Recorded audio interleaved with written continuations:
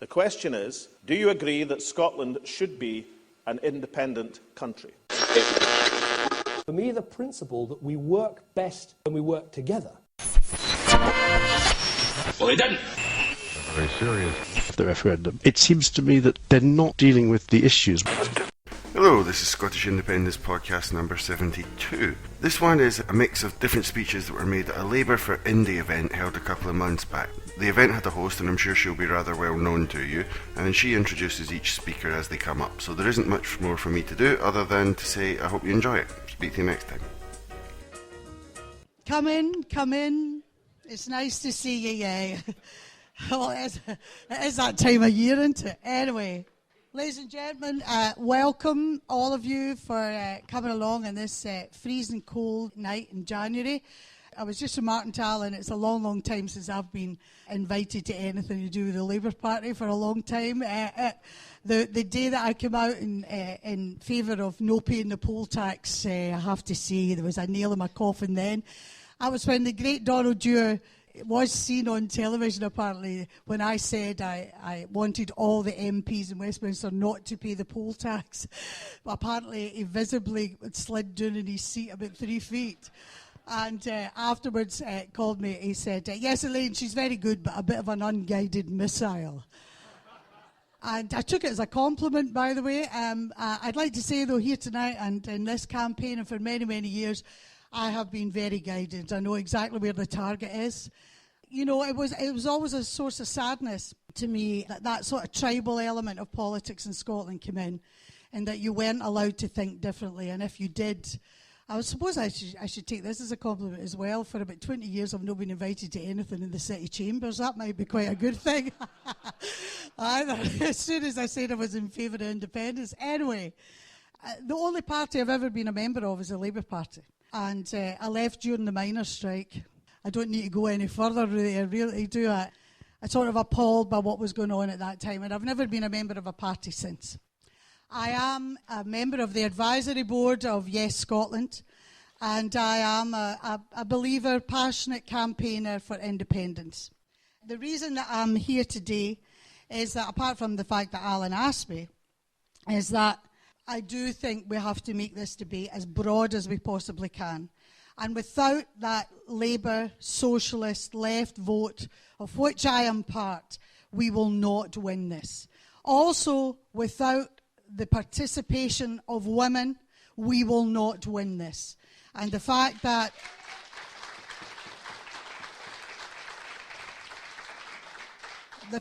all the polling indicates that it's women that are the most reticent about independence.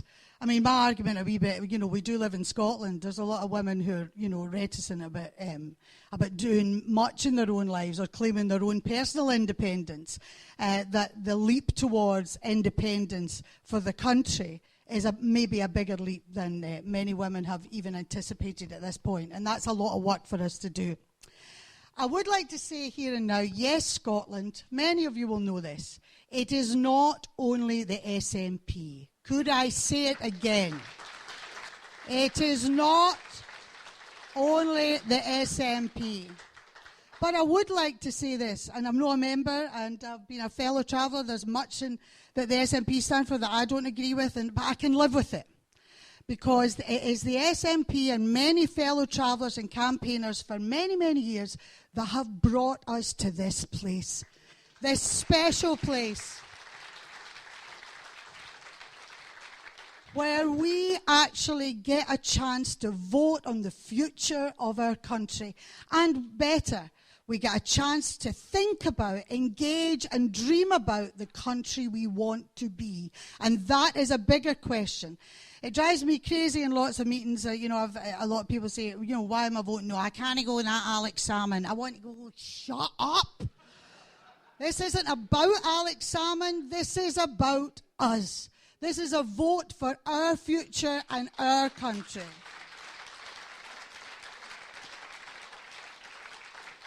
I'm glad we're here.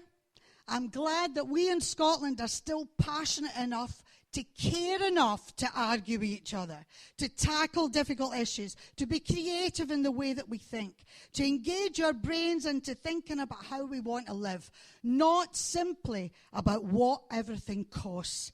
We have been living for more than 25 years now in a country where we know the price of everything and the value of nothing. And here's the thing. I dread to think the state of political debate if we weren't having a referendum. Can you imagine it? At least this has brought us here. We're back having meetings. We're back having discussions, arguments. Artists are painting stuff. Writers are writing. Plays are being written. What a rich cultural theme this has been for everyone to engage our brains and do this. Now, it's a place for new ideas, I think, new ways of thinking. And that doesn't exist as far as Westminster is concerned. I mean, Westminster, for me, that corrupt gentleman's club on the banks of the Thames, bereft of real ideas and thinking, interested in its own power and the future of those within it, where it appears that a neoliberalist, capitalist view of the world has won, and there's no other way to live or run our country well there is. And supporting yes doesn't make you more Scottish, I'd like to say. I can't be arsed with all that. I know that's not parliamentary language, but sorry about that, I can't. I don't doubt the sincerity of those who've yet to make up their minds, or who are voting no. They're no any more Scottish or less Scottish than anyone else. They've got loyalties, they've got political beliefs and emotions just like those in the yes camp. And the thing that binds us all is that we want to make this place better. We've got to make it better. Where we differ is how we think we can achieve that. And I personally do not believe, and have not for a long, long time, that Westminster is fit to do that anymore. Not just here in Scotland, but across the whole of Britain. And I believe it's incapable of real reform unless the entire notion of the British state reforms. And I don't see one political party out there ready to take that on. What we have with independence is a chance to create a real democratic parliament with full powers, a written constitution, and where sovereignty, that wee tiny thing, but that huge thing, lies with the people of Scotland.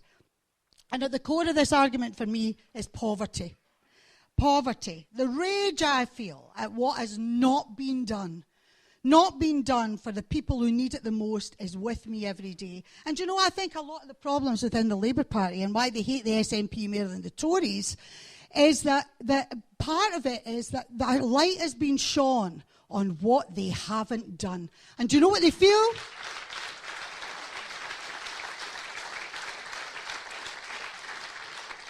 And you know what I think? It's always that way, you know, when you really give somebody a riddy, that they can either go, keys up, that's terrible, or they go, how dare you, and all that. That's what we're getting. They're actually feeling shame. And shame for some people makes them fight all that harder to hang on to what it is and to defend what they're then defensible in many ways. But that for me is where it is. And that decision somewhere not to make the lives of ordinary people better is shameful for me. Anyway, and where is the vision? Well, I mean, it's the thing. Born to Fail, I think, was actually written, 30-odd years ago in this very city? Worse now. Worse now for thousands, if not millions of people across this country. That's a disgrace. And where's the vision in politics to tackle this? Don't see it. And of course, if you dare to talk about independence as being an answer, you get the Project Fear book of quotes thrown at you. You're splitters, separatists. You're abandoning Britain and its British values. Well, I would like to say here and now that it is not Scotland that's abandoned British values. It is Westminster, the city-state of London, the rich elites that have abandoned that post-war consensus that my parents and my grandparents fought for and that bound these islands of Britain together. We have witnessed an attack on the working class, not just in the Daily Mail, but they're heading it up, definitely. A demonisation of the working poor that is quite staggering. Peddling myths and lies to get us to turn on each other and take our eyes off what's really going on with those that hold all the power and all the wealth. We're always accused in the Yes campaign of being too emotional, letting our hearts rule our heads. But I'm actually with the wonderful playwright David Gregg, who said that for him, coming to Yes was precisely the opposite. It was his intelligence and intellect that brought him to Yes. It was his heart that feared. Well, I would like to say that we need both of them to win. We need our hearts and our heads. And I know our speakers tonight will engage both of them. It's important also to really hear what you have to say. As I said earlier, I've spoken at a lot of meetings, and a lot of people, like-minded people there, all fellow travellers. And I'm now at a point where I actually want to speak to those who've got doubts and who want to hear the arguments properly, not just the rehearsed shallow confines of a TV or radio studio or in partisan newspapers. Hopefully, I think tonight we can achieve that. We've got fantastic speakers here tonight. They're all going to speak, and I'm asking everyone, myself included, that if we start saying the same arguments over, if we're all saying the same thing, then maybe we should self-edit a wee bit if we don't mind, so that we all love our speechifying. But it's more important that we hear the contributions from all of you. So thank you very much for coming along. Thank you.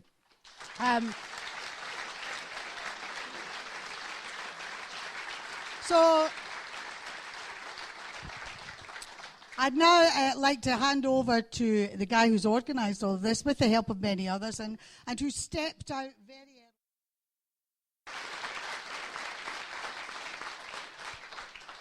Thank you very much. Thank you all so much for coming here tonight. I know in politics sometimes the biggest disappointment is that people don't learn from their mistakes. So we will learn from our mistake tonight, and we will have a bigger hall the next time we are going to be in Glasgow. Now, in this referendum campaign, there's a couple of myths that seem to just dog us forever and ever. The first one is, as Elaine suggested, that a yes vote is a vote for the SNP. The other one is that the independence movement is a vanity project for Alex Salmond. If this were remotely true, and I'm sure this panel and the panel next door of wonderful speakers we have would not be here today. If these myths were true, then no Labour voter, in fact, nobody in their right minds would be voting yes. Because the truth is, if the No campaign can keep saying these untruths, then they hope people will believe them. Their whole campaign revolves around fear and deception. If people within the Labour movement believe these assertions, then the No campaign wins, without ever having to present a logical argument for staying in the Union. It is Labour for Independence's mission, along with many others in the Labour movement, to put these falsehoods to the test, and that these falsehoods will not win out, and that there will be a debate, and that the Better Together campaign will be held accountable for all of their arguments. And that, comrades, is how we're going to win this referendum.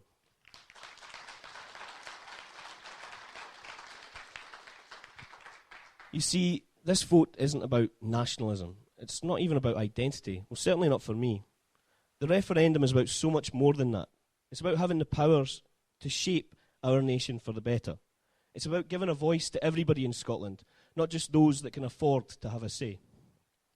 The referendum is all about making a choice between the status quo or having a kind of society that people in Scotland really want, having a parliament that meets the needs and aspirations of the people, and having governments who act in the best interest of all who she serves.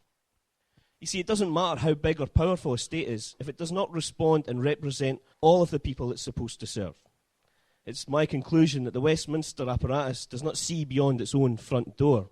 If it did, surely it would not be signing up for an 11% pay rise while swarms of the country are struggling to put food on their tables. I've been a Labour supporter my whole life, and I've been a Labour member for most of my adult life. I grew up as a child of the Thatcher years, and I was told by my parents that it would all change once we had a Labour government in power.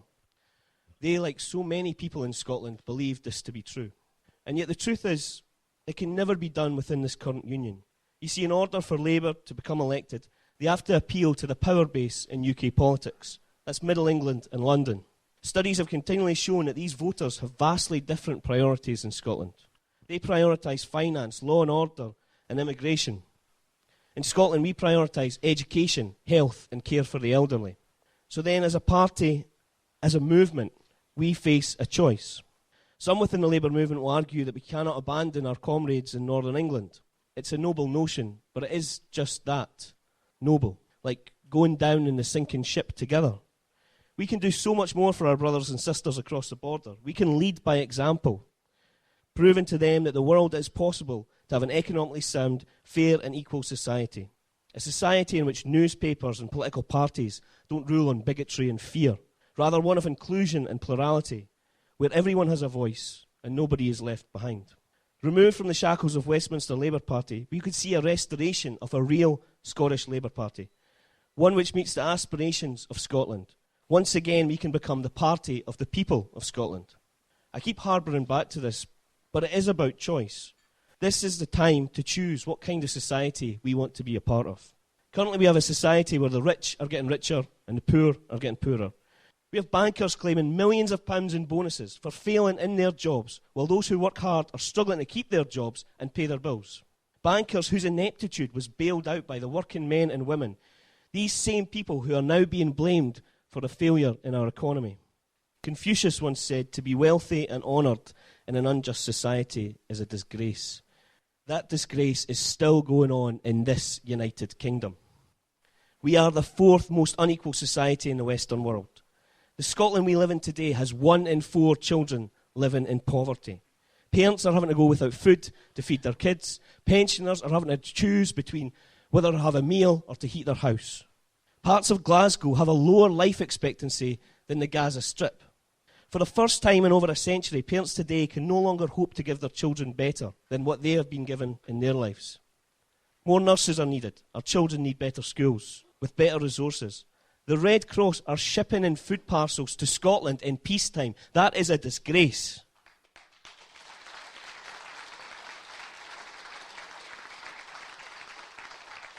And all the while they do that, we fund an outdated nuclear arsenal that has no place in a civilised modern society.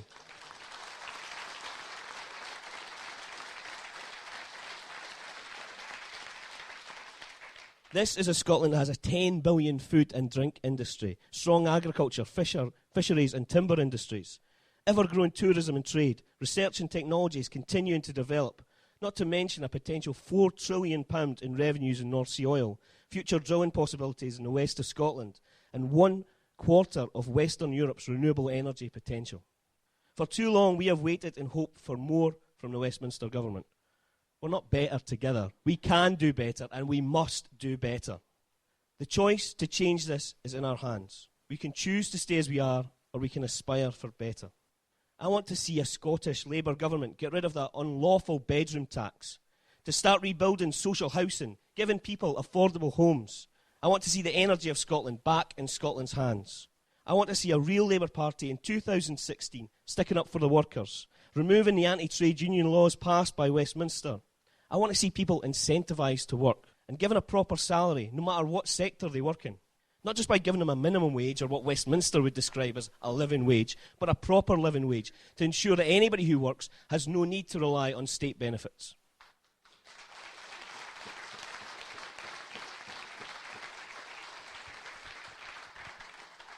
I want to see an end to competitive compulsory tendering, an end to PFIs, a renationalisation of Royal Mail. I want a nation that cares for all of its citizens without being labelled as a something-for-nothing society.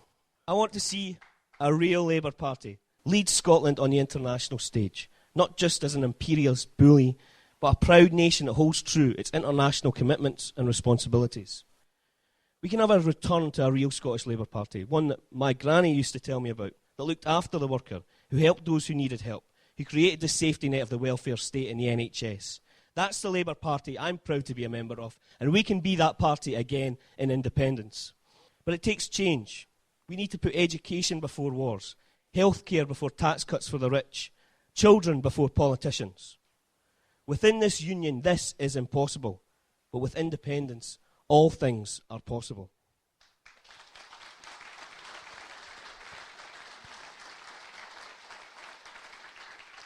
Now, that's not to say, I don't want to give you some mistruths here, that's not to say that independence will be a magic wand to cure all Scotland's ills. There will be hard work, and there will be mistakes made along the way. But independence guarantees that we, the people who live here, who care most about our society, determine how we go about shaping it. For too long, the Labour and social movement in Scotland has blamed our woes on the ineptitude of governments in Westminster. On September 18th, we have the power to change that. I have 2 children, and my wife has given birth to our 3rd son in April. On September 19th, how can I look at my 4-month-old son and tell him that we gave that power away? That because of us, because we believed the lies about how the Yes campaign is all about the SNP, that he and children he will grow up with will have to suffer the society we live in today, or worse. One of my party's founders, the great Keir Hardie, once said to the House of Commons, "The last has not been heard of the socialist movement, either in the country or in the floor of this House." I'm confident that if he was here today, he would be leading us. Because while on that floor we will never see again the socialist movement, it can be heard in every city, in every town, in every village across this great country. We all have a choice to make. Don't let fear and lies cloud your judgment. We will be the difference in this vote. We will be the party and the movement who leads Scotland to become an internationalist, strong, economically vibrant, socially just nation. All we have to do is vote yes. You have that choice on September 18th. You have that power. Choose to keep it. Thank you. Thank you very much, Allan. Thank you.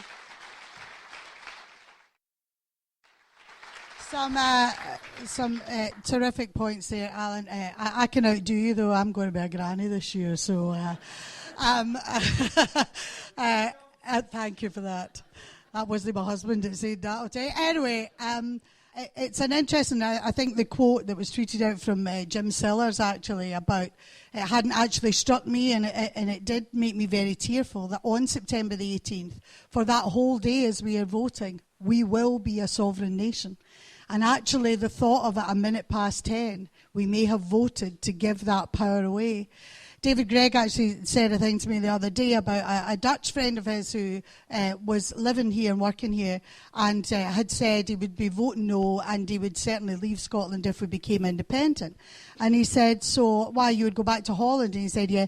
He said, so you would be fine with Holland having given all your revenue and all the laws and everything being made by Germany? And he sort of went, hadn't even thought about it that way, because he had seen the UK as this one country. There's another point you made about Alex Salmond, actually, which I did another meeting a few months ago with Alec Neil, and somebody had said that Alex Salmond was the best leader the Labour Party had never had, and I do have to say that when they go on and the demonisation of Alec, I mean, that's the thing, I shout at the telly when they see all this stuff about Alec, particularly the London news, about Alex Salmond. It's as if he's this Svengali who's standing in Holyrood going, you will think this way. And it's only him, it's just him and his own is doing it, there's nobody else. There's no movement there behind him. And if all he was truly interested in was his own personal power, in the Scotland that he grew up in, he wouldn't have joined a fringe party like the SNP. He would have joined the Labour Party, and he would have been Prime Minister before Gordon Brown. But as I said earlier, we have, we need women to be engaged and involved very much in this campaign. And we are privileged indeed to have this woman here, Jeane Freeman, who is a fantastic speaker, great campaigner, has been, I wouldn't say, around the block's not the right phrase to use there, Jeane, but like myself. Fervent political campaigner, that's what I'll say. Please give it up for the fabulous Jeane Freeman. Thank you.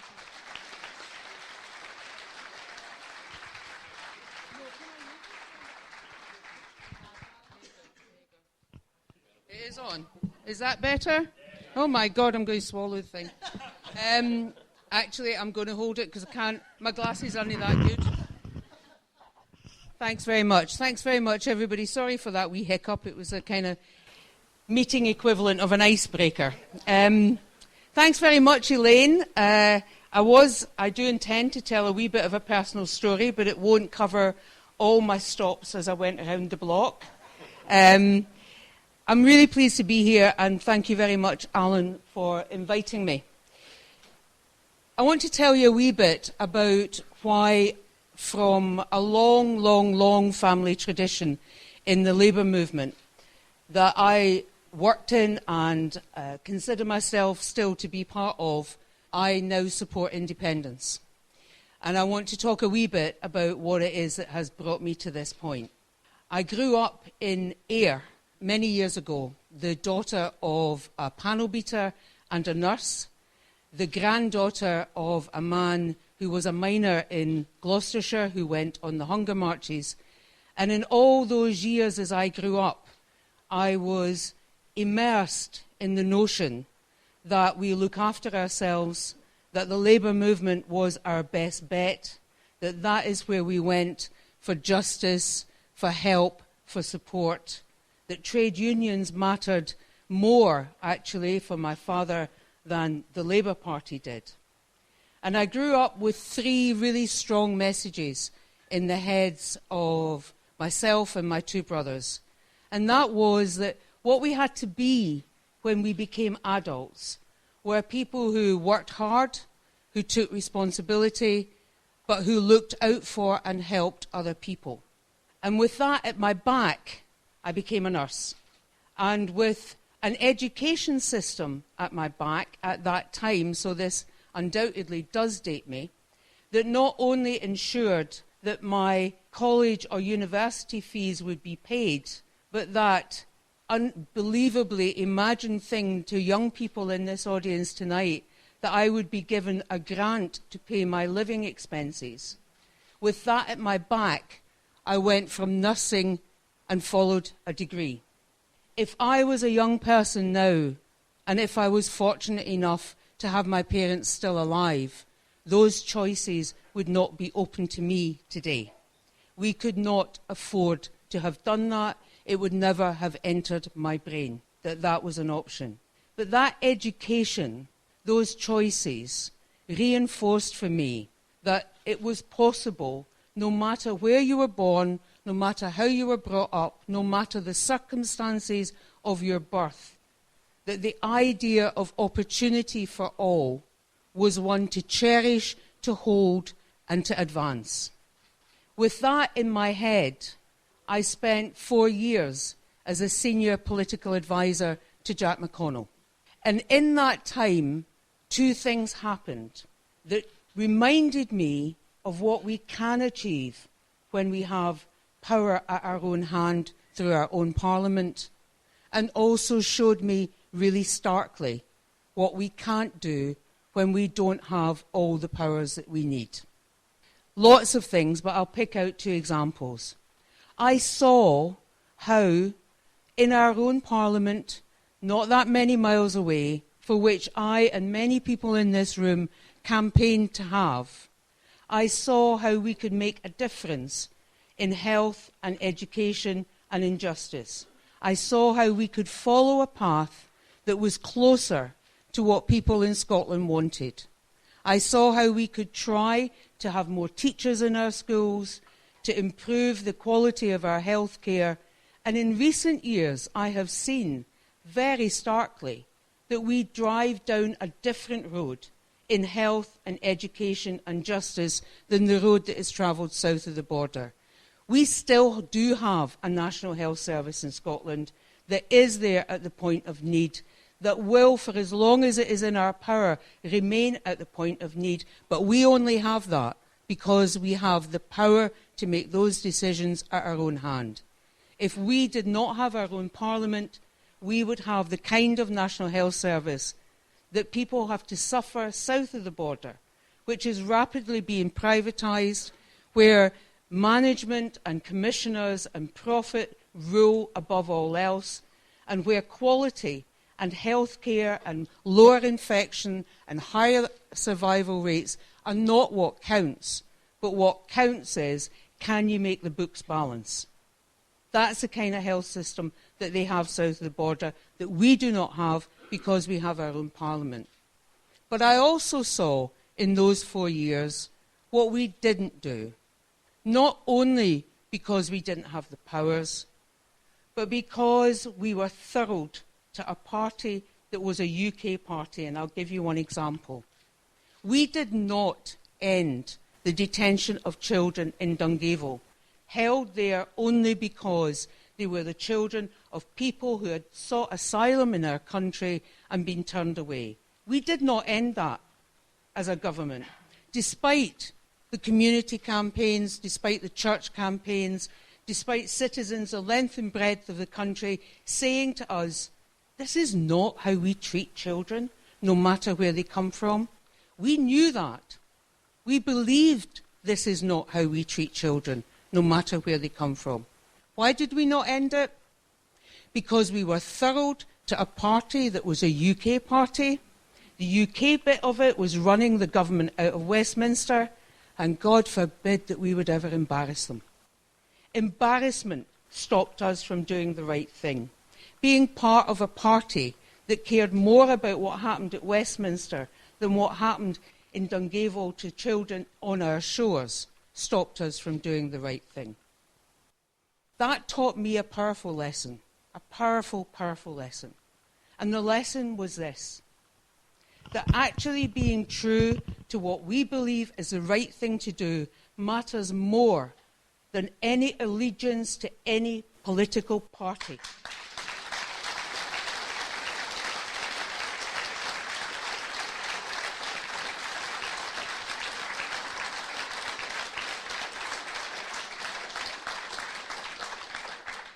Political parties exist because we come together with shared beliefs and ideals, and we want to organise together in order to achieve something. They are the means to the end. They are not the end in themselves. And it's time more and more and more members of the Labour Party told their party precisely that. You are not the end in itself. You are the means. And if you don't represent us, then we will have to do something different than owe our allegiance to you. It is time for us to recognise that the power to change our country is on offer to us on September the 18th. And I've had people say to me, but why do you need more? You run education, you run health, you run justice, you do bits and pieces around transport. What more do you need? Let me give you an example in education. We can have the best organised, resourced, value-led school education system that we could ever devise. And if a child goes to that school hungry, it won't matter a damn.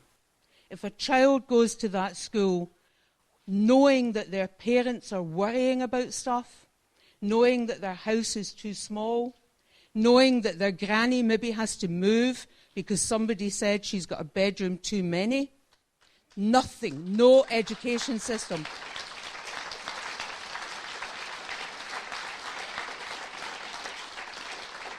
No education system will work for that child as that child deserves it to work for him or her. So we need to have the power to deal with this in the round. We need to be able to have a welfare system that is a safety net, that does help and support and nurture.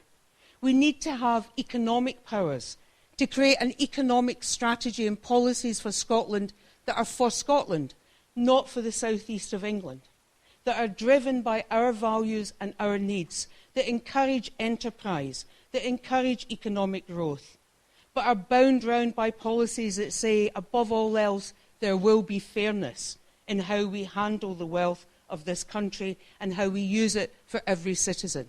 My mum and dad taught me that I had to stand on my own 2 feet, I had to work hard, and I had to be responsible. But they also taught me that no matter how much I did that, my life would not be as rich as it could be if I didn't care about what was happening to the person next to me, if I didn't try and make sure that they had the same opportunities as I had, that they had the same chances, and that they had the same encouragement. We know that to be true. It is time we said so. It is time we articulated exactly what are our values as a country. With independence, with all of those powers, with the opportunity of a written constitution, there is our chance. There is our chance for us, each and every one of us, no matter our background, no matter our job, no matter our aspiration, to come together and have lots of brilliant arguments about what will be in that constitution. What an opportunity that is. How exciting is that? There are 3 main reasons why we should have independence. There is a democratic reason. For over 42 years, I've been able to vote in a UK general election. Only twice have I got the government that I and the majority of people of Scotland voted for. That's not democracy. That isn't going with the grain of what we are and who we are and what we want.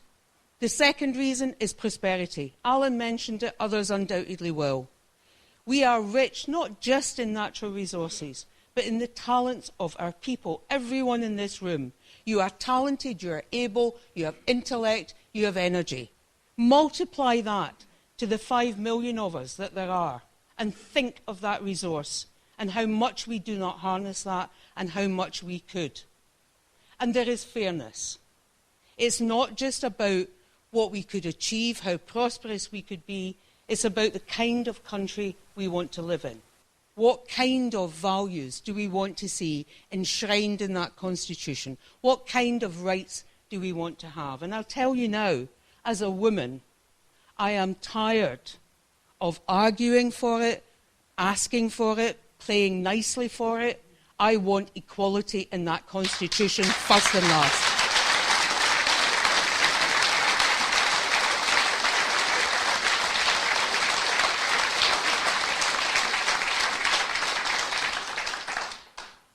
So the vote on September the 18th is about choice. And it's about choice of thinking, just close your eyes for a minute and think of the one thing you can think of that would make Scotland a better country for you to live in, your family, your children and your grandchildren. Just one thing. And then tell me if you think you're going to get that from Westminster under any stripe. That is why we want independence. That one thing, that imagining a better Scotland and knowing with the powers at our own hand we could choose. We could make it that way. Independence and voting for independence is about voting for ourselves, our own belief in ourselves, and the choice to make of our country all that it can be. It's not about party allegiance. It's not about party politics. It's about choosing. Where do you think the best bet lies? For me, the best bet is us. It always will be, and it is right now. Thank you. Thank you, Jeane. Thank you very much.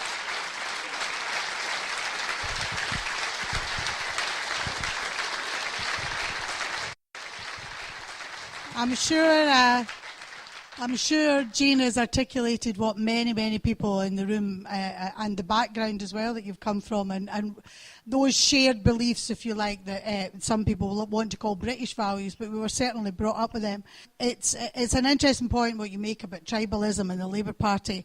I crossed the bridge toward independence over 20 years ago now, and my husband's here tonight will tell you we had a conversation with a senior figure in the Labour movement, and it was before the sort of double doomsday scenario was happening that Scotland would feel really disenfranchised, and before the real campaign for devolution.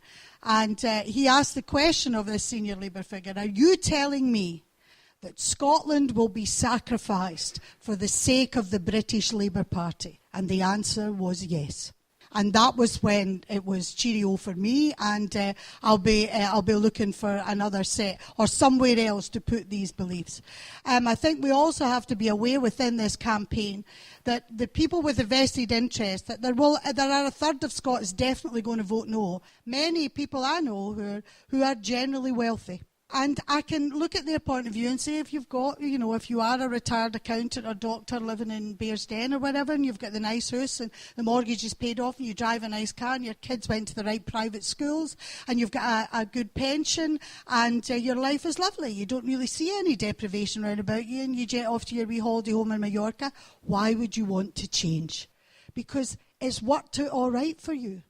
But the thing we have to appeal to all of these people is to say to them, your common humanity should see that quarter mile down the road from you, there are people living in abject poverty and misery. And that cannot be you can't fool that if you are at all someone who sees yourself as a giving person, as someone who lives amongst your fellow countrymen and women.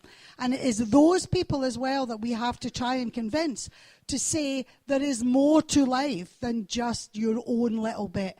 But we've Thatcherism to thank for that, and that march all the way through Scotland, where it only matters what is going on here, and that disconnect that Jeane has talked about that occurred, that those who had and those who did not have anything there. And I did one of these Radio 5 live debates not that long ago, and I was totally moved by a guy from the East End who stood up and said he had walked into the fruit market that day. He was appalled at the level of debate that was being put out on television and everywhere.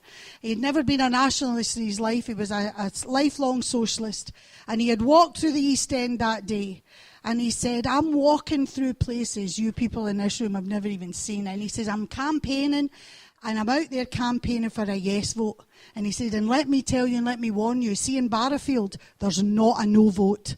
Because the poor are looking at this and seeing what the opportunity is. And it is for us in this campaign to ensure that they are registered to vote and that we get that vote out here. The way they did it with Obama and the Democrats, we have to make sure that happens. We now move on to another guy I've been round the block with a few times over the years, who edits Scottish Left Review, amazing campaigner, trade unionist. Please put your hands together for Bob Thomson. Thank you.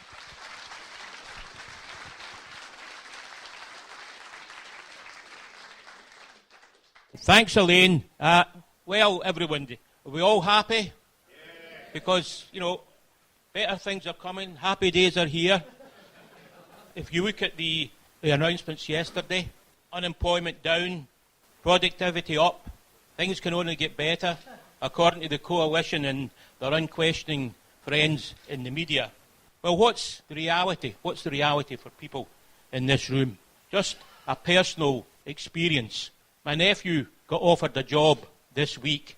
He's worked in the building industry since he left school. No apprenticeships, because remember, apprenticeships dried up. That's exactly. And when he became unemployed, he asked about getting some training in building, joinery, bricking, and what have you.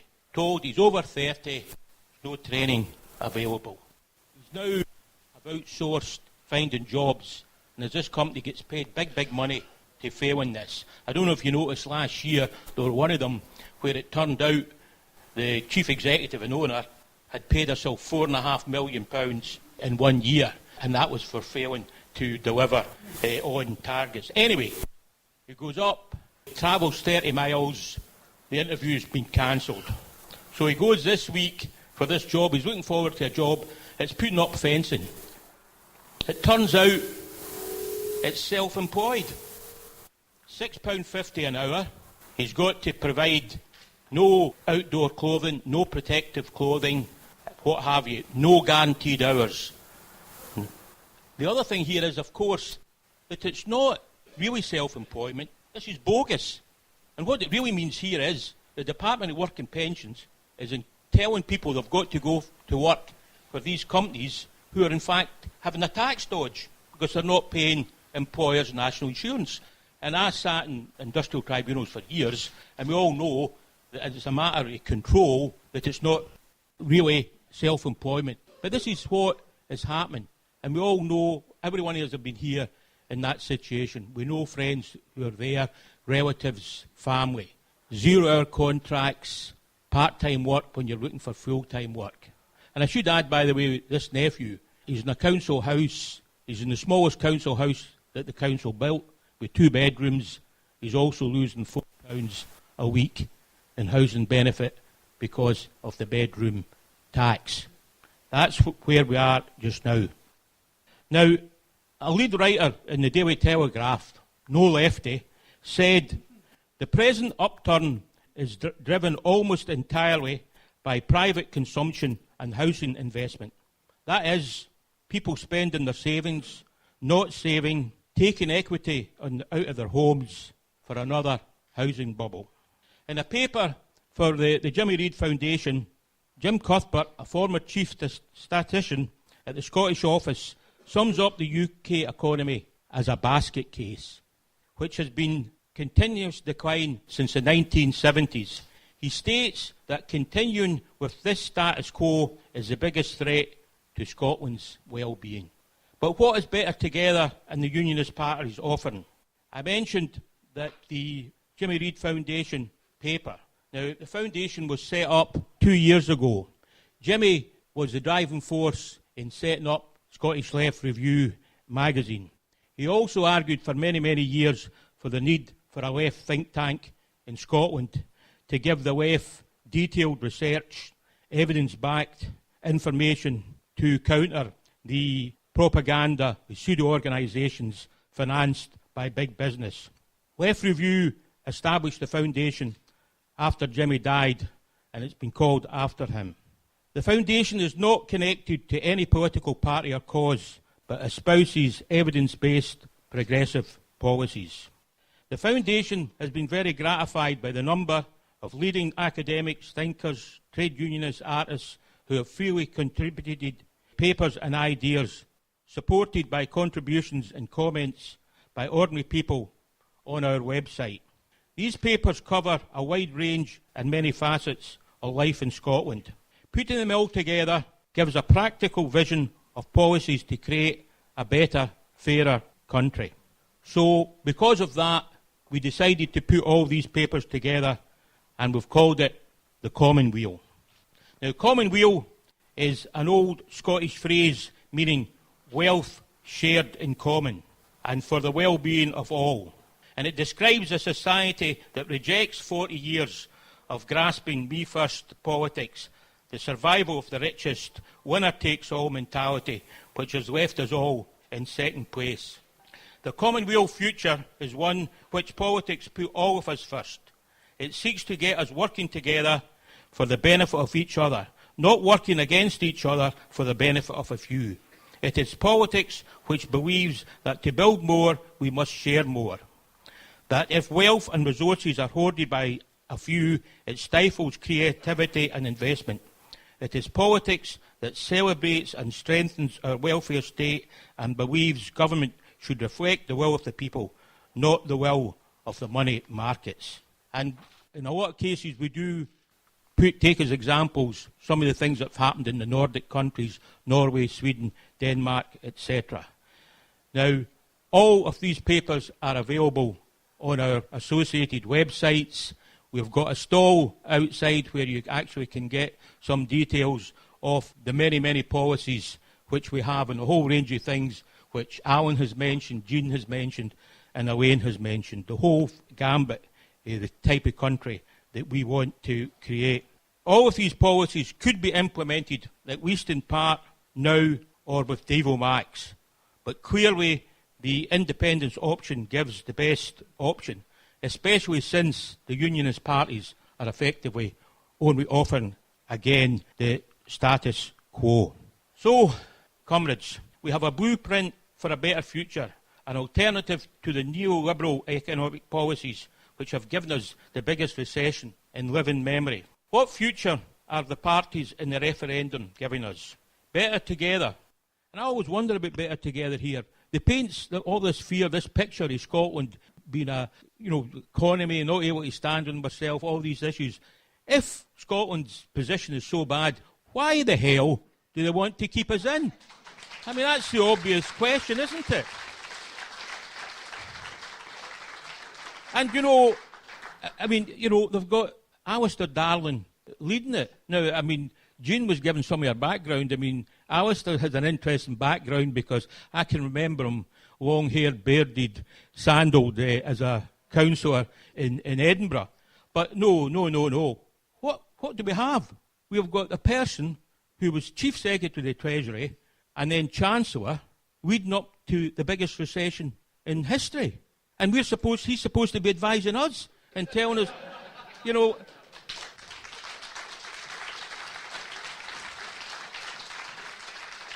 It takes some brass neck.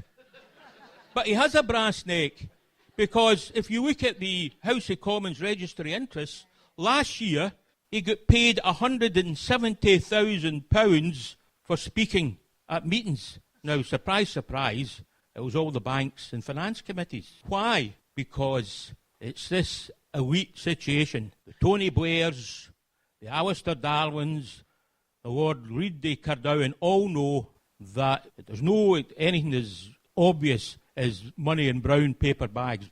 But they know that once, if they play the game with big business, they will be rewarded. And that's what happens. So why should we be taking Alistair Darwin's advice? Now we come to the Labour Party. I've got my Labour Party card here. 51 years. It's a long time. So if I'd committed murder, I'd have been out by now. With remission. And it says in the back, the Labour Party is a democratic socialist party. It believes by the strength of our common endeavour, we can achieve more than we achieve alone. The old clause 4. But, of course, I mean, it's not what, it says Labour Party, and you'd think that's what should be on the tin. Labour, that's what the name names, looking after working people. Of course, New Labour has changed all that. In fact, Jimmy Reid used to always call New Labour non-Labour, which I thought was very succinct there. So it has lost its way, very much lost its way. But there are still people in the Labour Party like Allan, coming from that tradition, who want to see changes. And they're not a minority.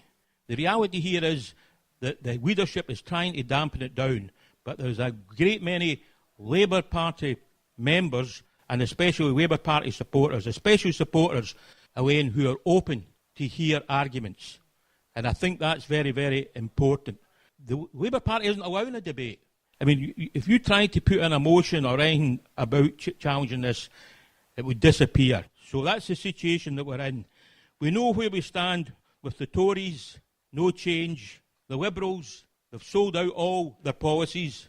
But worryingly, Labour is now talking about the possibility of a coalition with them if they don't get an overall majority next year at the general election. That'd be out the frying pan into the fire. But again, we have to now look at the position of the SNP. And this is why it is important that we know that we are supporting an idea and not a particular political party. Elaine, you mentioned that Jim Sowers' new book is getting published this week, In Place of Fear 2, which is on the original book by Aaron Bevan about founding the National Health Service. And he's very critical of his former colleagues in the SNP. And he's saying there that this white paper is really talking about a mini UK. That's what it's arguing. Keep the pound, keep the Queen, keep NATO with nuclear weapons, because that's the reality if you keep NATO. So we are there. Now, the reality here is that the SNP's social policies have been to the left of the Labour Party. Having said that, they are both centre-left parties, but they're squabbling over small points, which I think puts a lot of people off when there's so much more on social policies that they could agree and make progress. But again, I've just got to say there that there are other parts with the SNP which I disagree with, because I think a vision for a better Scotland includes decentralising, putting more power to councils, more power to local communities. And what we've had from the SNP is centralisation. Police and fire services, courts, taking facilities away from local democracy, which I think very much is wrong. And the economic policy, again, is still, at the end of the day, a neoliberal one, especially in relationship to this idea that we're going to get businesses in if we reduce corporation tax, which is really a race to the bottom. And they've never said where they would find the amount of money to reduce it. And who are we going to attract in? I noticed that last year, Alec Salmond opened the Amazon factory in Fife, the largest one I think they've got in the United Kingdom. Look at Amazon's record. Again, they don't employ MD directly. They do it all through agencies, 0 contracts, minimum wage. You heard all the stories about people actually getting 20 seconds, to do different jobs and that. But who opened that factory? Alec opened that factory. And I think, really, at the end of the day, the SNP have got to think about whose side they're on and what kind of jobs in industry we want to create. Now, I say emphasise what Elaine has said there, that this is not about what party you're supporting, but it's about the future of Scotland for you and your families. I just want to finish, because I was talking about Jimmy Reid and about that vision of what we want to do. And Jimmy, in his famous speech, installation speech as rector at Glasgow University, after, just during the UCS working, he made a couple of quotes which I think sum up what a lot of people have said here tonight. To the students, I address this appeal. Reject these attitudes. Reject the values and false morality that underlies these attitudes. A rat race is for rats. We're not rats. We're human beings. Reject the insidious pressures in society that would blunt your critical faculties to all that is happening around you, that would caution silence in the face of injustice, lest you jeopardise your chances of promotion and self-advancement. This is how it starts, and before you know where you are, you're a fully paid-up member of the Rat Pack. The price is too high. It entails the loss of your dignity and human spirit. Or as Christ put it, what doth it profit a man if he gains the whole world and suffer the loss of his soul? So I'm quoting the deities in our favour. And I'll just finish, because this week is Burns' anniversary, and Jimmy finished with a quotation for Burns, and I'll finish with that as well. The golden age will then revive, each man shall be a brother, in harmony we all shall live, and till the earth together. In virtue trained, enlightened youth shall move each fellow creature, and time shall surely prove the truth that man is good by nature. Thank you very much, Bob. I believe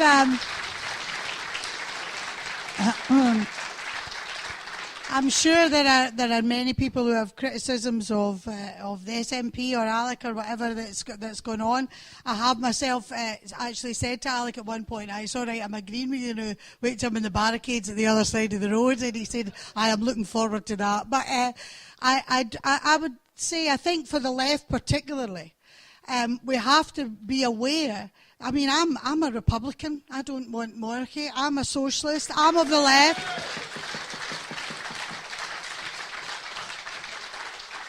But see, if we vote no, we've got the Queen.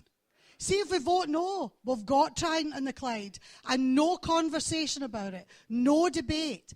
If we do not have a yes vote in the referendum, none of these things that we feel will make any difference whatsoever, because there is nobody out there to campaign for us. And these are arguments that happen in Norway and Denmark and Sweden and every democracy across Europe, Western civilization. There are arguments between the left, the right. We have to be able to do it, but there is no room for us to do it if we do not have the power to make those decisions. And that we must not lose. If we get into a point, I've had various arguments with pals of mine on the left who won't make up their mind or are saying no because they're not getting rid of the Queen. Get over it. It's bigger than that. It's a bigger idea than that. And we have to pursue, as Bob says, the idea. Imagine the Scotland we want to live in, because if we don't, we have no choice whatsoever but to go down the route of the rest of the UK. So, with that, I think we've got to swap speakers now, haven't we? You can stay here. But we're going to bring in the next contestants. And we'll have a wee vote at the end. We'll do it like X Factor at the end, right? Okay. Could I say, give a big round of applause for the speakers I've had so far? There you are. Woo! And you'll come back. You come back at the end. You see. Just on what Bob was saying as well, what is fantastic, I'm sure most of you have seen, the level of debate and the contributions to this debate have been amazing. And you do have writers like Alan Bissett. I would urge all of you to go onto YouTube and put in Alan Bissett's Vote Britain. And if you've ever swithered about voting yes, that is just fantastic. I would also, as part of this whole debate, apart from the Common Weal, which has been an absolutely wonderful contribution. Jimmy Reid's new book, as was In Place of Fear Part 2. Jim Stiller, sorry. I was with him and Margot on Saturday, and he gave me a copy, and I read it, the pre-copy as well. Really important contributions to thinking about the type of Scotland we want to live in. And can I also recommend Leslie Riddoch's Blossom. Fantastic book.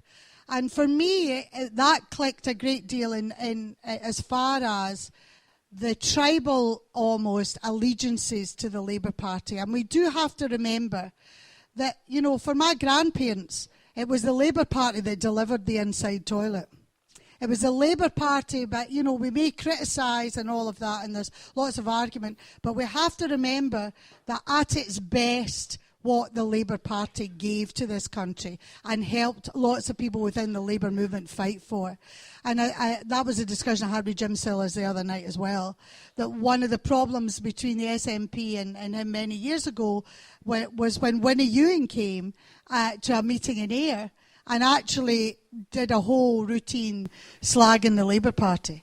And he said that was not what to do, because this was an audience of people who were in a decent council house because of the Labour Party. And we must remember it's only a generation or 2 generations ago, and that loyalty goes very, very deep in people here in Scotland. Anyway, we've got the blessed Alex is here now. There we are. Thank you very much. Again, as intimated earlier, you know, it's a brave thing that Allan Grogan has done in setting this up, but it is also a very, very brave thing that Alec Mosson, so imbued with the Labour Party and all the involvement over many, many years, in fact you were my councillor when I lived in Scotland many years ago, has taken this very, very important step to put the people of Scotland before an allegiance to a party. So please, a big round of applause for Mr. Alec Mosson.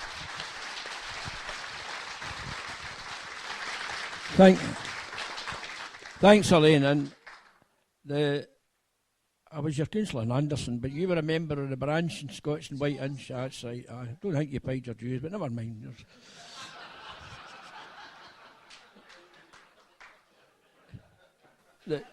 It was relatively easy for me to declare for the Yes campaign, because I've been a Republican, supporting a Republican ideology and philosophy and strategy ever since I can remember. I support the Republic of Ireland, the United Ireland. I support self-determination for Nicaragua. I support independence for Palestine.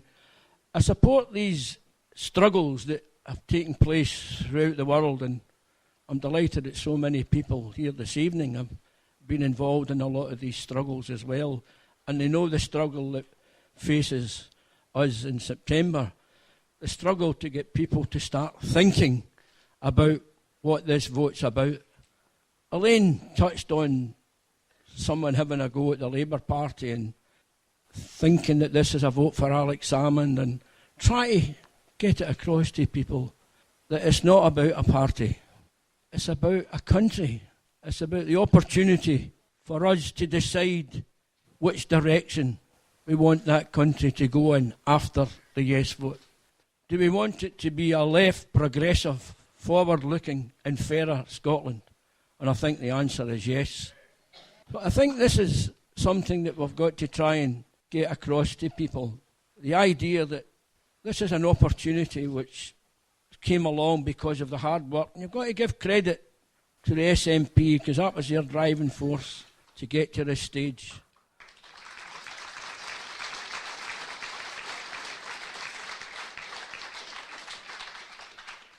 And we've got to remember, as you did touch on, Elaine, the fact what the Labour Party has done, the creation of the welfare state, the National Health Service, the nationalised industries, which created the employment for generations and allowed the social housing programme to develop and to try and ensure that people had a better quality of life. And then, when we achieved all these things, we started to lose direction. Somebody says the moral compass. Well, we can regain the moral compass if we look for a Scotland with that left perspective, because the opportunity to change the political direction in Westminster, I think, is long gone. I'm not giving up totally, but I think that difficulty is because of the numbers game. And I think the important thing for us to remember is this small country's been given an opportunity to show the world what it can achieve. And we know that there's been many, many people from Scotland who have given the world many, many progressive things that we take for granted now. The steam engine, the telephone, Fleming, penicillin. I think they're stopped being it now, by the way. It's an argument with a doctor whether you get an antibiotic or no. I usually always win, but never mind. I think that the importance is this: we should never understate the thinking and the intellect of the ordinary people. That's what they have done for years. They have treated us as if we don't know what's going on, and we do know.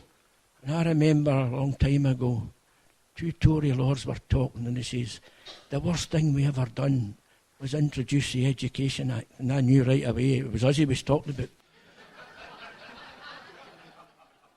So what I'm looking for is to work together with people who have got maybe a different kind of attitude towards where they want to see Scotland. A love for Scotland, but a love for a country to determine its own direction in order to be a fairer, more just society. We've shown that in the past. There was thousands of people marched against the illegal war in Iraq, right through this city. But they marched through other cities in Scotland as well, and through the length and breadth of the United Kingdom. But there's always been an extra passion that exists, and has existed and still does, in the Scottish. Probably it's because we're such a mix. I come off an Irish background. So many people come from so many different aspects and backgrounds, because it was welcoming. Wasn't always welcoming, by the way, but we've got to say that, haven't we? You know what I mean? It depends with London, me London and Anderson, you know what I mean? So we were all right, but we said people at London and Ibrox, they were bagging trouble. I'm only kidding, by the way. All I make fall, I'm only kidding. Anyway, I think the important thing is there is a desire to seize this opportunity, because there's people fighting the armed struggle to get an opportunity for their own independence. And here we're getting it. We're making a mark, a cross on a ballot paper. We shouldn't ignore it. We should vote yes, because if we don't, we'll regret it. Thank you. Much indeed. Thank you, Alec.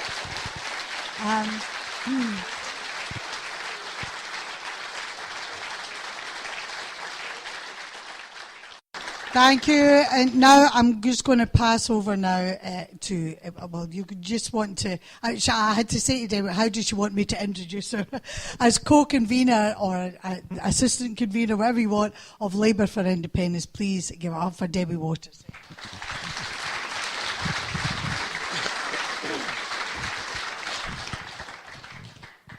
Thanks very much, everyone. Unlike my esteemed speaking partners here, I'm not a professional political activist. I'm just somebody that saw something that needed to be done and saw an opportunity to help do it. So I'm not terribly wonderful at public speaking. I'll be reading off my notes. I've been told that there's two things that you can do when you're speaking to folk. You can either be quick or you can be funny. I haven't written any jokes. Start your clocks. First of all, thank you very much for everybody making the effort to come here this evening. It is so heartening to see so many people coming along to this event. I know that there's probably quite a few yeses here, and there's maybe some maybes and some no's. They're the ones I want to talk to.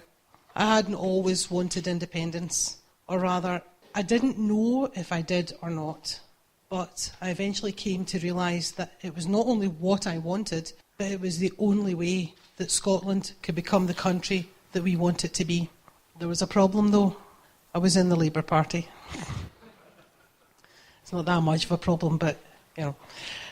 I waited in vain for the party's policy process to launch a debate on independence. And when they didn't, I realised that my party had become, or maybe always had been for a long time, the Labour and Unionist Party.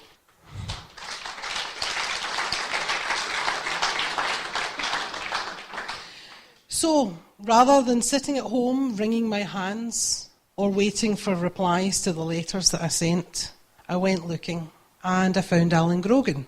So I wasn't the only one thinking this way. But I didn't think it would be just me. I knew there would be more people out there like me who had been denied their voice or their chance to debate the case for independence, either for or against. They had just been told, this is what we're doing. People that had grown up with Thatcher songs in the playground and nay milk in the class. This was a betrayal, not only of the Scottish Labour Party members, but of all of the voters and supporters of the Labour Party over the years. They know our voice is muted to a whisper in Westminster, and they sold their integrity to save their seats.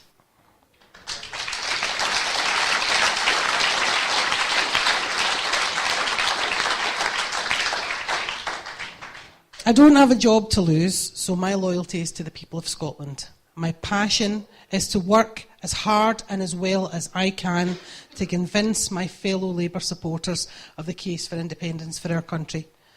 I'm not the only one who has seen the creeping fanaticism of Southern England dominate the media and influence public thinking. I've never looked at somebody who's chosen Scotland at home and thought anything but welcome. Yet in England, they've got go-home vans and immigrant trouble articles. They've got the demonisation of the poor and the disabled. Why is there so much emphasis on benefit cheats and scroungers? It's all we hear about. Why have the BNP and UKIP gained so much ground? And what does that creeping mindset mean for Scotland in the future? When people have got an easy target to hate or somebody to blame, they pay less attention to the government and what they're doing. Reactionary governments have known that and made use of it many times over the years. But it hasn't quite taken hold in Scotland yet. We're resisting it every single time we get called scroungers. Every single time we get told we don't deserve to be looked after and we don't deserve to be helped. These organisations and ideals have not taken hold here because we are inherently different. We see the world differently, we interact with it differently, and we see our neighbours as neighbours, regardless of race or age or economic status. That's our spirit. It's still in our politics. But in the UK, where even the working classes are moving to the right, how long will that be? So we live in a Scotland that's different. Its ideals and aspirations are different, and its politics are different. But this is where we fall. This is where we fail. In 2010, 80% of our MPs said no to privatising Royal Mail. Look what happened. Then 81% said no to changes in the public sector pensions. And 89% voted against the child benefit cuts in 2012. Did we get it? The worst of all, as everybody here should know by now, is 91% of Scotland's MPs that voted no to the bedroom tax. Nothing will ever change. They might as well have stayed on the train and gone for a donkey ride in Brighton for all the good their votes did. Since World War II, the Scottish vote has made no difference to the end result of every single general election. We will always lose the numbers game. Now, I don't know if this is true for everybody here, but I'm weary. I am weary of the fact that less than 1% of benefits are fraudulently claimed, and this is an excuse to torment the weak, disabled and dying. I am weary of being told we need more cuts when huge corporations hide their profits and cheat us out of £25 billion every single year.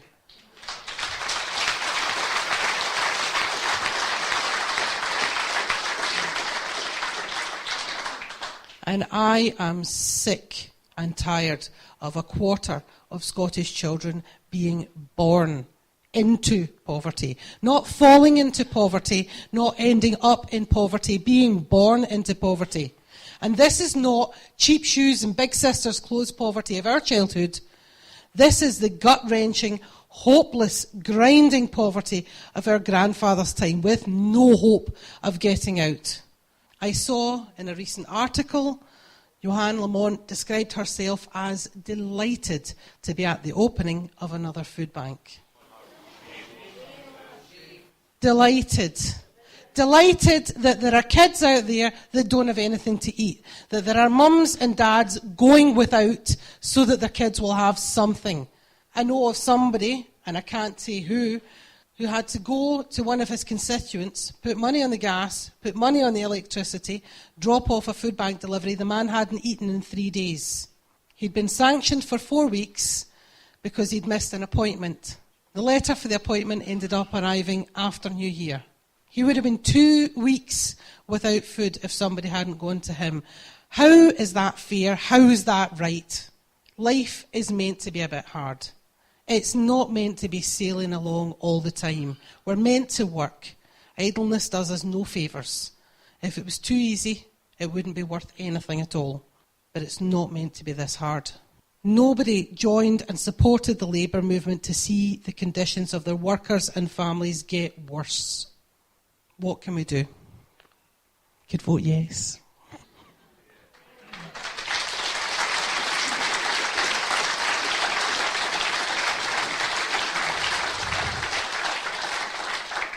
What would a yes vote get us? We could have a Scotland that nurtures and protects all of its people fairly and ferociously. We can have a democracy that reflects our needs and our ambitions. We can protect and improve our public services and keep our health service in public hands and completely free at the point of need forever. We could abolish the bedroom tax. We could get rid of Trident.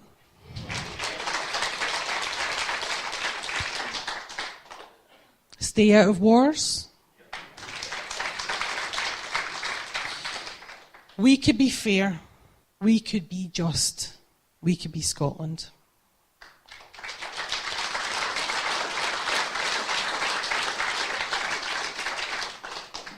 In September this year, I'm going to vote yes.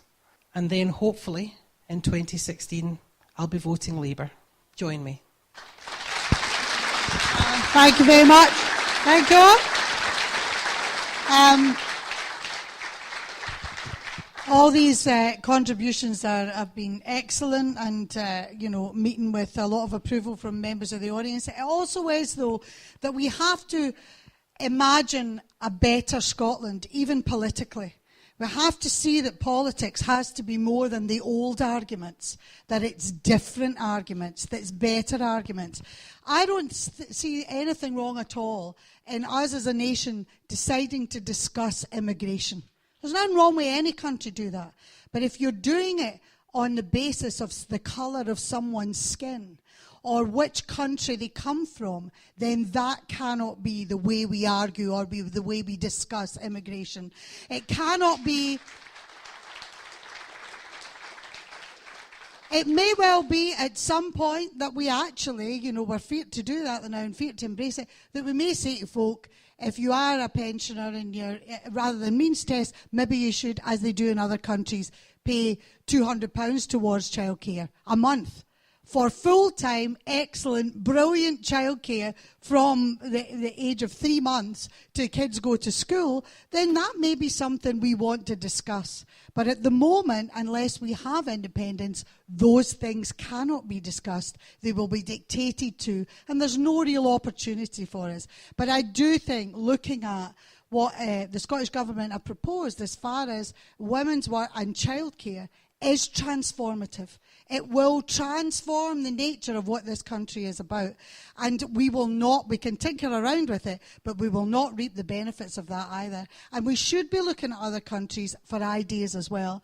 And I know that in discussion with our next speaker, top of the bill, no offence to everybody, who is the chair of Yes Scotland, another seasoned campaigner. Can I call you that, Denis? Definitely. I've known and admired him, and over the last wee while we've done a few platforms together as well. He's a tireless campaigner, incredibly brave, has an ability to speak to audiences that is just fantastic, and is also a great draw because people want to come and hear you speak. These voices, these ideas are really important in these months ahead. So please give a big round of applause for Denis Canavan.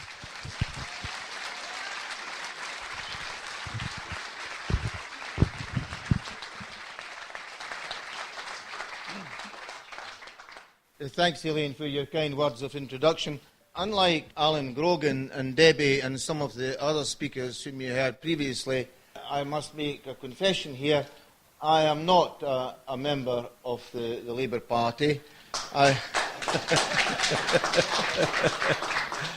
have not been a member of any political party for 15 years. But I was virtually born and brought up in the Labour Party. I was a Labour MP for a quarter of a century, and I still feel, despite the fact that I was expelled from the Labour Party nearly 15 years ago, I still feel that I have got Labour in my DNA. My granddad was one of the founding members of the first branch of the Labour Party in the county of Fife. He wasn't born in Scotland, he was actually born in Ireland in the 19th century. He came to Scotland, I suppose he was what nowadays would be called an economic migrant, and he and his big brothers sought work in the Fife coalfield. And my granddad devoted virtually his whole life to working within the labour and trade union movement to improve the lot of his fellow workers and to fight for better opportunities for his fellow citizens. And it was on simple things that they campaigned, things like the right to work, the right to earn a decent living for themselves and their families, the right to have a decent roof over their heads, the right for educational opportunity for their children, the right to have a free national health service for people who are sick.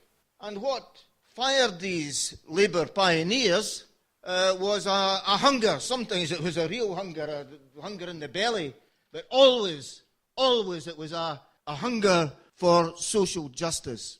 And I feel that it is that same quest for social justice which fires many people today who are involved in the campaign for independence for Scotland. It's a difficult job sometimes trying to convince loyal Labourites, traditional Labour voters who, like myself, Labour born and bred. It's a difficult job, I find at times, trying to persuade them to vote yes in this forthcoming referendum. I came across a woman recently. I met her in the street. She was a long-time supporter of mine, a former constituent, when I stood for Parliament all these years ago. And she said that she'd always voted for me through thick and thin, but this was just a step too far, she said. No, Denis. She said, no, you're not asking me to vote yes in this referendum, son. No. I can't vote for the SNP. I can't vote for Alex Salmond. No. She says, my father would kill me.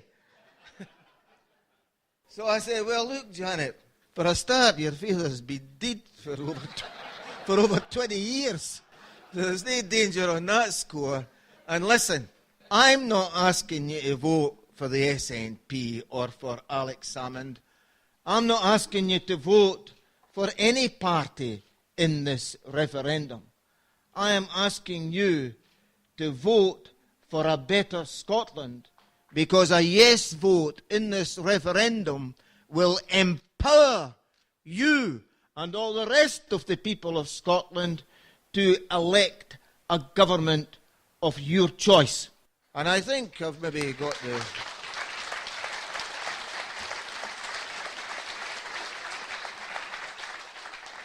I think I've got her listening now, maybe not fully converted, but we're working on it. And I pointed out that government, which the people of Scotland will choose, it may very well be a Labour government, but it will be an independent Labour government elected by the people of Scotland,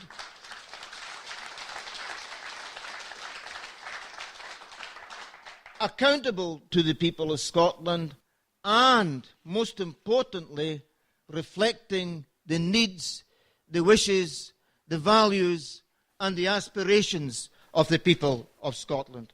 You see, that quest for social justice which I referred to earlier, it's just as relevant today as it was a way back at the turn of the 19th and 20th centuries when the Labour Party was born. Scotland is again, yet again, being ruled by a Westminster government that we did not elect. And that coalition government is imposing policies which the people of Scotland do not want. And we have a situation whereby the rich are being rewarded with massive tax handouts and the poor are being punished with cuts in their benefits, including this iniquitous bedroom tax, which is surely one of the most evil taxes which has ever been invented.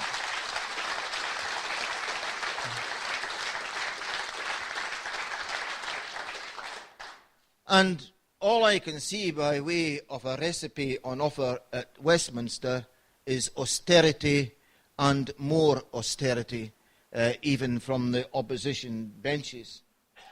So people are looking for change, but I see very little prospect of change at Westminster for two reasons.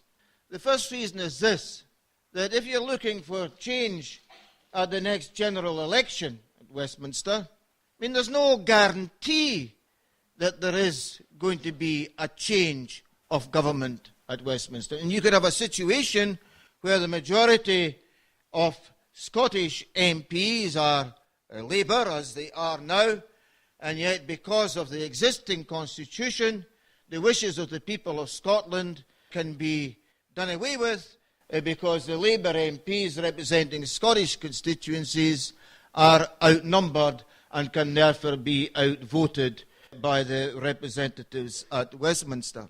So there's no guarantee of change that way. I also put it to you that even if a Labour government is elected at the next general election at Westminster, past experience tells us that that does not guarantee that we shall see the kind of radical policies which I believe that the majority of the people of Scotland want to see. Because we have seen from past experience Labour governments getting elected and then diluting or ditching the radical socialist policies which the Labour Party once believed in. And the reason why that dilution or ditching of policies is taking place or has taken place is very often because of events and circumstances out with Scotland. Tony Blair may have thought it expedient to woo the voters of Middle England in order to get himself elected as Prime Minister. But what happened in Scotland?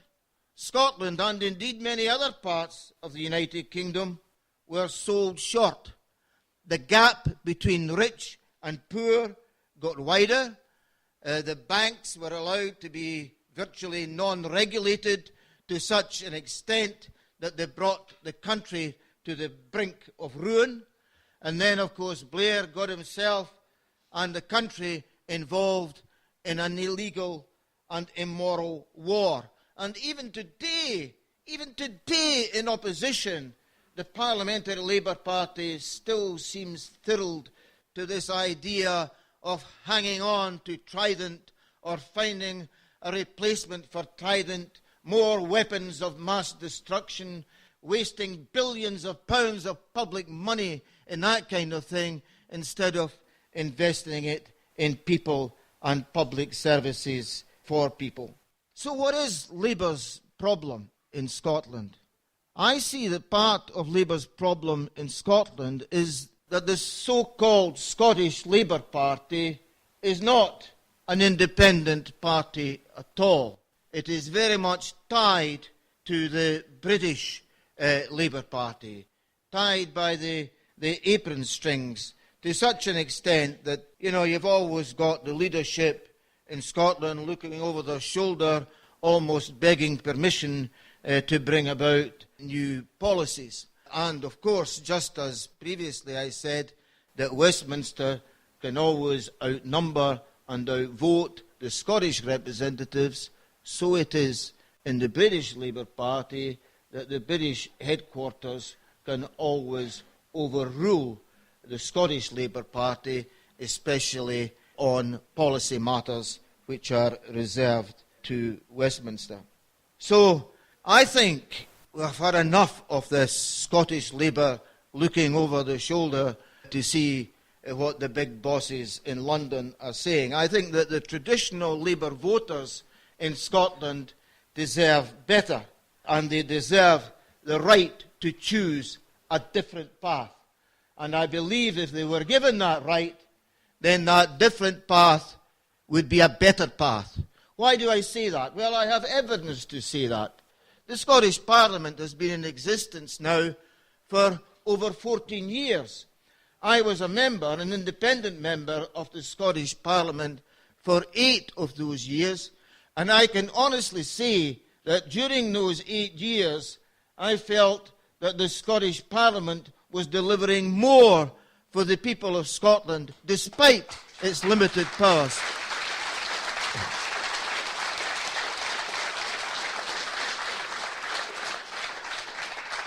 So despite the limited powers of the Scottish Parliament, we can see some tangible benefits which have been delivered by that Parliament. I can remember when I was at Westminster, we waited all these years for the election of a Labour government, and eventually Mr. Blair was elected as Prime Minister, and one of the first things that he did, without any mention in the Labour Party manifesto, by the way, one of the first things he did was to introduce tuition fees for university students and a double whammy to abolish student grants, even for students from low-income families. And yet one of the first things the Scottish Parliament did was to abolish tuition fees and to restore free higher education for university students.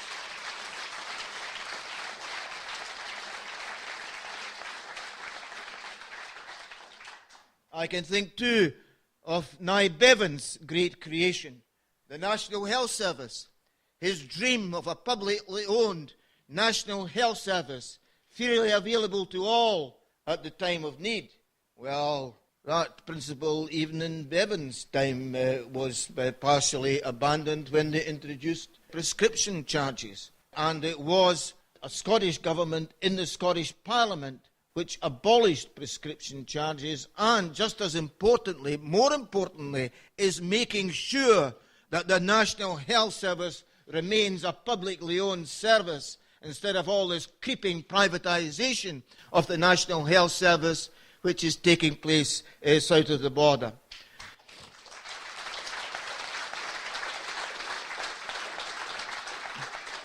I can think of other examples, benefits which the Scottish Parliament has delivered despite its very limited powers. You can think of the care for the elderly. It's a much better package, a much more generous package of care for elderly people in the community who desire that level of care and who require that level of care.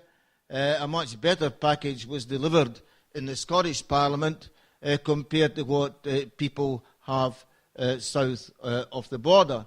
I can also think of the land reform. All these years at Westminster, whether it was Labour in government or the Tories in government, none of them ever found the time for the complete abolition of the feudal system.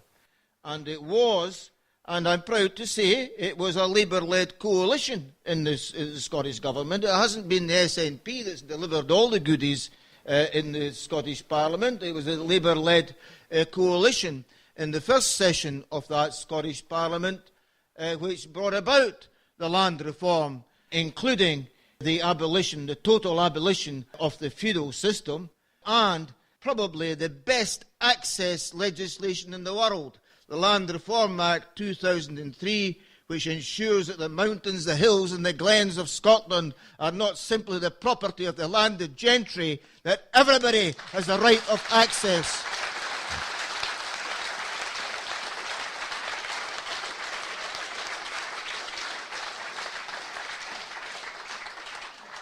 I could go on and on outlining the benefits of the Scottish Parliament despite its limited powers, but all I would ask you to consider that if the Scottish Parliament had the full powers of an independent Parliament, then it would be able to do so much more. And I honestly believe that if the Scottish Labour Party was a fully independent party, it could lead to a renaissance of the Scottish Labour Party, whereby it would be escaping from an existing straitjacket. It would be free to determine its own agenda. It would be free to respond to the needs and the wishes of the people of Scotland, rather than just responding to the bosses down at headquarters in London. And it would be able to reflect Labour's traditional values, which I believe are still as relevant today as they were when the Labour Party was born. The values of social justice, solidarity, equality of opportunity, a fair reward for a hard day's work.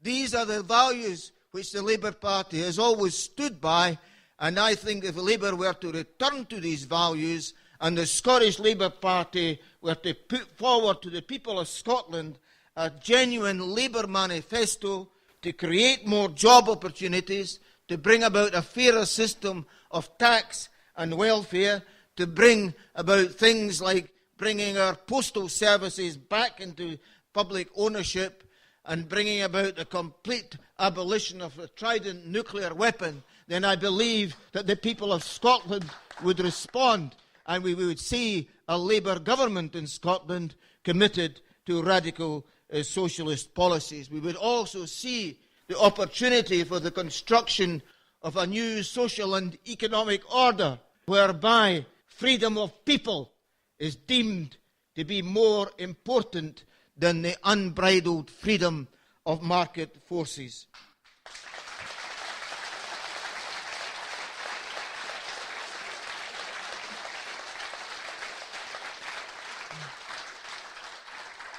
So in conclusion, I say this: a yes vote will not alter Labour's historic mission. It will enhance the possibility of the fulfilment of that historic mission, certainly in Scotland, by the building of a fairer society. And I believe too that other parts of Britain would then feel more than tempted to follow suit. And I think there would be huge pressure.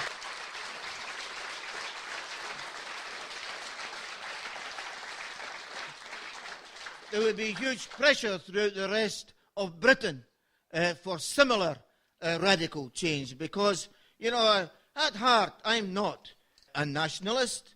I certainly don't believe in petty, narrow-minded, chauvinist nationalism. I believe in internationalism, and I think that we should be concerned about our colleagues south of the border in a new Scotland. And I honestly believe that if we were to be showing the example of socialism in Scotland, then other parts of the rest of the United Kingdom would be following suit. And remember this, that one of the traditional values of the Labour movement has always been international solidarity. But international solidarity is not something that was invented by the United Kingdom, and it is not something which is confined or should be confined to the United Kingdom. It is something which is truly worldwide. There's an old phrase in Scotland, we're all Jock Thomson's bairns. Some people translate that as saying we're all God's children. Well, whether you believe in God or otherwise, another translation which should appeal to everybody is we're all citizens of the world. And I want to see not just a fair Scotland, but I want to see a world where all the citizens of that world are treated as equals, irrespective of their colour, their nationality, or their ethnic origin. So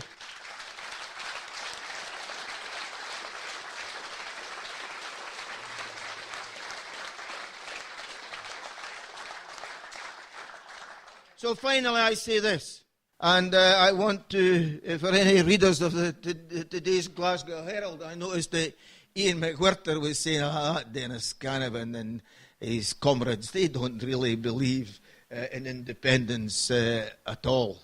They just have given up hope of a socialist Britain, and they think therefore they might have a better chance of a socialist Scotland. Well, I think, in all fairness, I think that Ian was misinterpreting my words if he ever listened to them in the first instance. But let me interpret my own interpretation.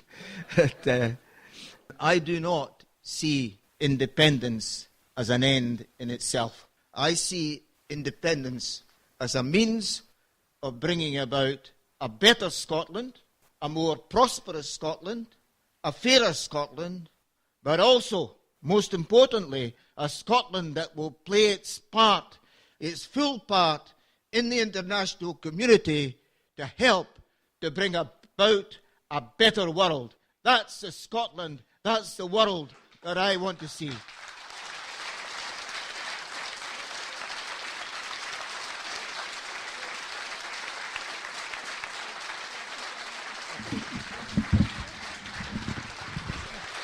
Thank you, Denis Canavan, ladies and gentlemen.